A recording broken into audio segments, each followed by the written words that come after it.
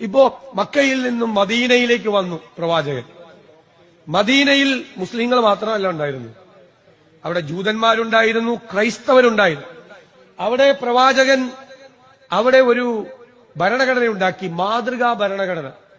ആ മാതൃകാ ഭരണഘടനയിൽ, പ്രവാചകന്റെ മാതൃകാ ഭരണഘടനയിൽ അവിടെ മുസ്ലിങ്ങൾക്ക് മാത്രമുള്ള ഒരു ഭരണഘടന ആയിരുന്നില്ല അത്. അവിടെ മദീനയിൽ പ്രവാചകൻ ഉണ്ടാക്കിയ ഭരണഘടനയിൽ ജൂതന്മാർക്കും ക്രൈസ്തവർക്കും മുസ്ലിങ്ങൾക്കും അവരുടേതായ വിശ്വാസ പ്രമാണം അനുസരിച്ച് പ്രാർത്ഥിക്കാനും ജീവിക്കാനുമുള്ള അവകാശം പ്രദാനം ചെയ്തുകൊണ്ടുള്ള ഭരണഘടനയാണ്, മാതൃകാ ഭരണഘടനയാണ് ഈ മദീനയിൽ വെച്ചുണ്ടാക്കിയത്. മോഡലാണ് അതെന്ന് പറയുന്നത്.